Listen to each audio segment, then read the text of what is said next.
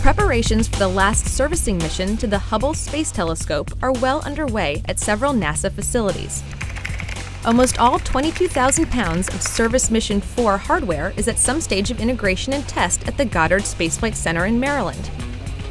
This includes new gyros, batteries, fine guidance sensor, astronaut tools, support hardware, a new docking ring, the carrier systems, and 2 new Hubble science instruments.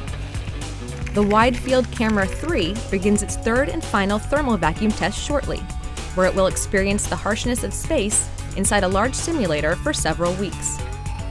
The Service Mission 4 astronauts come to Goddard to practice installing the camera into the Hubble Space Telescope high-fidelity mechanical simulator, as well as the carrier systems that will transport the camera to orbit on board the Space Shuttle. The Wide Field Camera 3 will be Hubble's most advanced camera, increasing its discovery efficiency by a factor of 5. The Cosmic Origins Spectrograph, a point-source ultraviolet spectrograph, is ready for flight. Astronauts practice installing COS into the high-fidelity mechanical simulator and the carrier systems.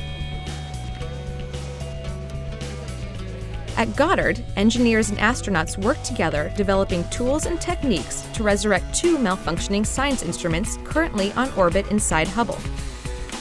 Both the Space Telescope Imaging Spectrograph and the Advanced Camera for Surveys suffered power supply failures.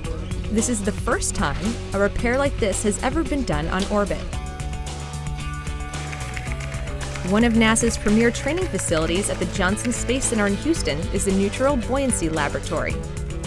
In this 6.2 million-gallon swimming pool, Goddard engineers work alongside the astronauts as they train for the mission.